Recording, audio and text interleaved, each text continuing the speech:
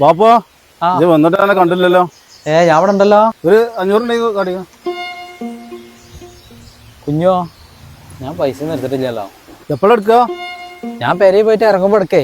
ഓ ഭാഗ്യം, പൈസ എടുക്കാത്തോണ്ടേ കഴിച്ചിലായി. അല്ലെ ഇപ്പൊ 500 പോയിനു. അപ്പോ ആ നടന്നാ ഓന്നോട് പറഞ്ഞേ ഓന് 500 രൂപ കടം ചോദിച്ചതാ. എന്നിട്ട് നീ പൈസ കൊടുത്തോ? ഇല്ല, ഞാൻ ഭാഗ്യത്തിന് പൈസ എടുത്തിട്ടില്ലേനോ, അതുകൊണ്ട് 500 പോയി കിട്ടിയില്ല. ജോന് പൈസ കൊടുക്കാത്തത് നന്നായി. ഓനെ ഈ നാട്ടുകാരുടെ ഒരു 100 റുപ്യ ഒരു 200 റുപ്യ വെച്ച് ചോദിച്ചെടുക്കലാണ് ഓന്റെ പണി. ജോന്റെ തണ്ടും തടിയൊക്കെ നോക്കിയേക്കാം, ഒരു പണിക്കും പോവില്ല.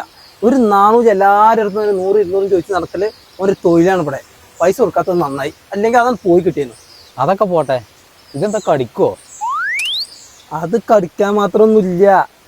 ആ അല്ല, സാധാരണ എന്താ വെച്ചാ എര വെള്ളത്തിലാടുക, വടി വെക്കും. ഇതെന്താ എര കരക്കത്തിട്ടൊക്കെ? അതിങ്ങനെ വന്നാണ്ട് കുറെ മീന് തിന്നാൻ കൊടുക്കും, ആ ഇരുത്തിരിക്കും, അത് നീച്ചു പോകും. വടിയേ ചൂണ്ടലിടാൻ തന്നെ അല്ല പറ്റുക, ആൾക്കാരെ തല്ലാനും പറ്റും. നിങ്ങളാ ശരിക്ക് വടി പിടിച്ചാൽ നോക്കിക്കോളെ, അല്ലെങ്കിൽ വല്ല മീൻ കൊത്തി അതിന്റെ ഒപ്പം പോകേണ്ടി വരും നിങ്ങള്.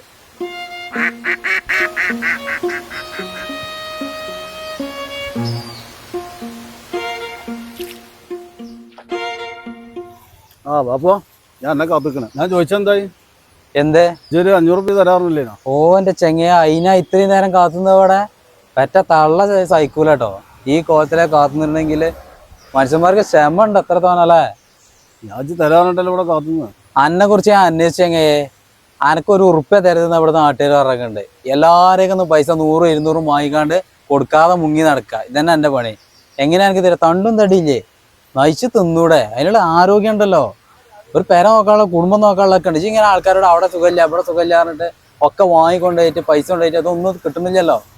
ആൾക്കാർ എന്നെ കാണുമ്പോൾ ആൾക്കാർ മുങ്ങി നടക്കുകയാണ് ഇപ്പോൾ. ഇജി ചോദിച്ചെന്ന് വിചാരിച്ചിട്ട് എനിക്ക് മര്യാദക്ക് ജീവിച്ചൂടെ അധ്വാനിച്ചിട്ട്. എടാ ചെങ്ങയെ, ഈ പെണ്ണുങ്ങൾക്ക് സുഖമില്ല, കുട്ടിക്ക് സുഖമില്ല, ഉമ്മാക്ക് സുഖമില്ല പറഞ്ഞാണ്ട് ഈ പൈസ ഓരോരുത്തരിന്ന് വാങ്ങിയിട്ടേ അനക്ക് എന്തെങ്കിലും ഒരു ആവശ്യം വരുമ്പോൾ ആരാ എനിക്ക് വിശ്വസിച്ച് പൈസ തരാം?